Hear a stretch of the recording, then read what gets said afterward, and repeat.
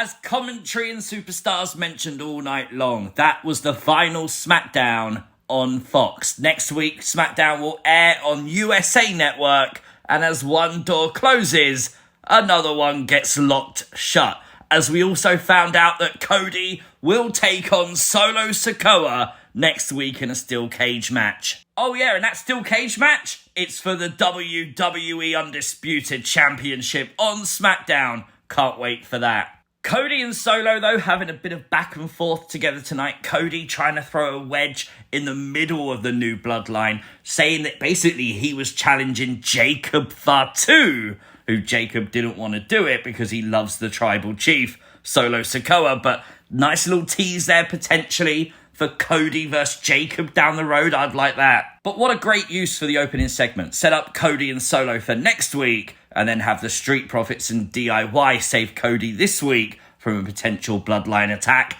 which would set up for the main event. And having Nick Aldis come out there, and obviously Nick Aldis being the one to announce a steel cage match and sort of making sure Law and Order is kept on SmackDown and announcing that main event as well, just hyped up the audience. But the question needs to be asked. Yes, this match is inside a steel cage, maybe not actually during the match, but next week, do you think this is the pivot to bring back Roman Reigns? This match, Solo and Cody, with Roman's potential return, maybe just like at SummerSlam.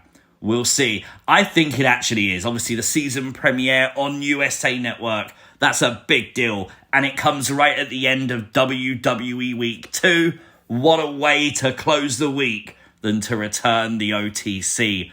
Question is, though, does Roman Reigns return alone? Obviously, we'll be looking at potentially Roman forming a faction of his own. Will they maybe be by his side after his beatdown? We'll see. Next week's going to be massive, man. This is things you might have missed from WWE Smackdown. Make sure you've hit the like button, and if you are new to the channel, hit the subscribe button too.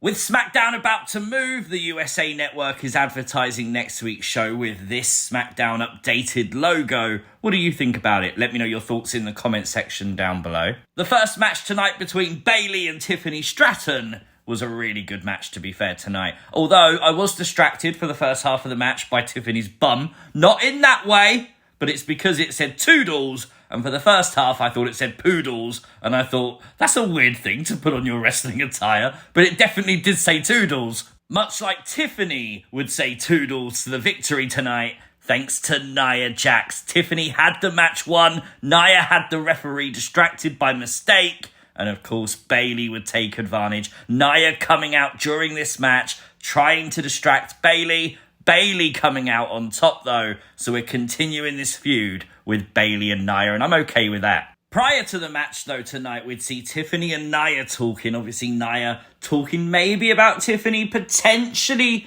thinking about cashing in last week.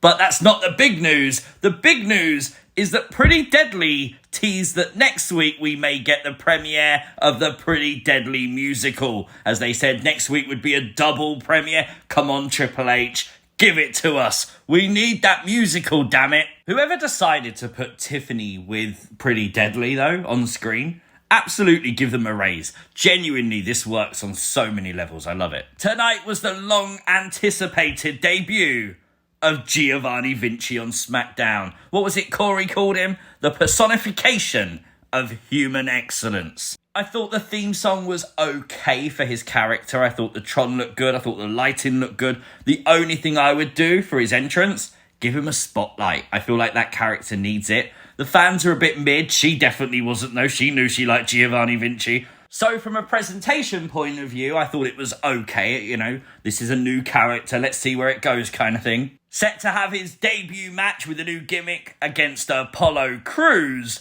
However, he was taking his jacket off, the referee would ring the bell, crucifix pin, 3 seconds into the match, Apollo Crews wins. Apollo laughing as he makes his exit from the arena, and Giovanni Vinci just stunned. Giovanni Vinci's debut was him losing in 3 seconds, and no, I don't actually believe this is a burial. I believe this is more character work. I think this is something you're going to see Giovanni Vinci get pissed off about. I think this is something that is going to make people talk about Giovanni Vinci tonight. And that's what WWE want. But you also got to believe, with the very first episode of SmackDown on Fox having the very famous Brock Lesnar squash over Kofi Kingston, is that maybe why they did a massive squash on the last episode of Friday Night SmackDown on Fox? Maybe. Can they coexist, was the question. Austin Theory Grayson Waller took on Kevin Owens in a triple threat match tonight, and although there were some problems during the match, they ultimately did work together as a duo very well in the match. Now, obviously, this wasn't enough, as Kevin Owens would pick up the win, pinning Theory, and then post-match, the beatdown by A-Town Down Under, and A-Town Down Under stood tall, together, united. Are we going to say they're not going to break up now? I don't know, we'll see. Later on, Theory and Waller would corner Nick Aldis and they would ask him for a match next week, a tag match with Kevin Owens and whoever he can find as a tag team partner. That's got to mark Randy Orton's return, doesn't it? Chelsea Green would defeat Michin tonight with a big assist from Piper Niven. Maybe even a bigger assist from the referee, who nearly tripped over Michin in the ring. We must talk about this spot though. Michin positioning Chelsea Green on the ropes. The old school Shattered Dreams position, turning Shattered Dreams into Shattered Teeth. Genuinely, that looked like a hard-hitting move. She should do that more often. We had a video package which recapped the feud between Carmelo Hayes and Andrade, currently tied at 2-2. LA Knight would later on come to the ring. The US champion was talking, interrupted by both Hayes and Andrade. Now LA Knight would stand tall. I don't think we're going to go towards a triple threat here, because they've announced that Andrade would take on Hayes next week in part 5 of their series. So going to assume if there's a victor, the victor will take on LA Knight. Now, if this match ends in like a double count out, DQ or whatever, that's when I'd say, okay, we're getting a triple threat. So I'd say it's not off the cards, but I'd be very surprised if they don't do a decisive winner from that feud, you know?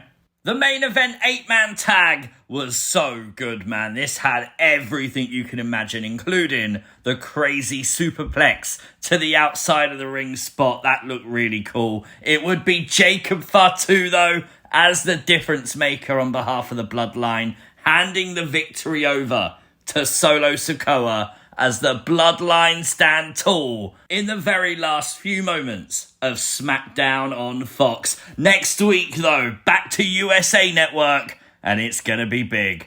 Next week, I think, is the show, isn't it? This week was obviously a lot of build to get there, but still a decent show. For me, a 7 out of 10 is fair. Let me know your thoughts in the comment section down below. If you are new to the channel, hit the subscribe button, like the video, share the video, and I'll catch you as always next time. Peace!